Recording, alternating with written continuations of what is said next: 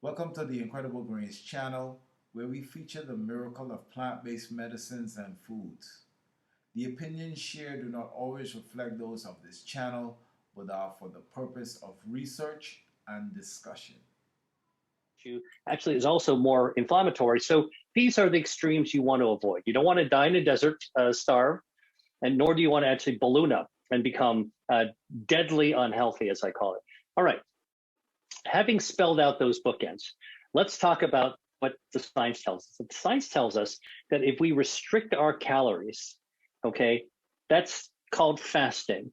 Periods that we don't eat. By the way, we all fast. When you're sleeping, you're fasting. That's why they call the morning meal breakfast, is because we're actually breaking our evening fast. So fasting is something we do. It doesn't have to be extreme, but we do know that when we actually restrict our calories, wonderful things happen to our health defense systems. It all comes back to our health defenses. It turns out it helps your body by restricting calories, intermittent fasting. Our body's defenses and angiogenesis help to starve cancer. It kind of helps our body cut off the blood supply to cancers. We know that when you actually intermittently fast, you call out more stem cells.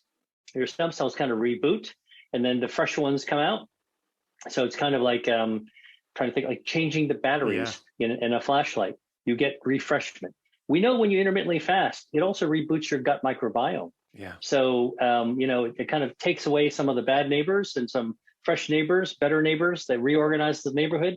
We also know that intermittent fasting helps to repair your DNA, and it even slows down cellular aging at the level of the caps on the end of your DNA, the telomeres that burn down normally during aging. Intermittent fasting slows that aging process down at the cellular level.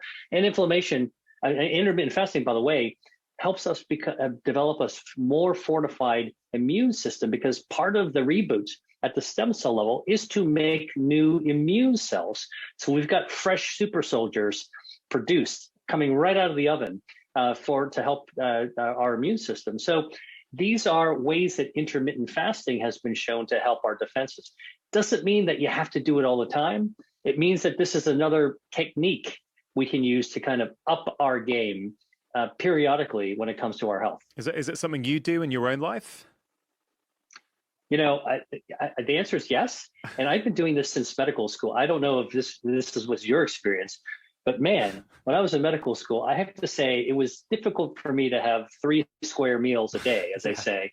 I would sometimes miss breakfast. I would sometimes miss lunch. I would try not to miss dinner, but sometimes I wouldn't have a meal because I was so crazy busy.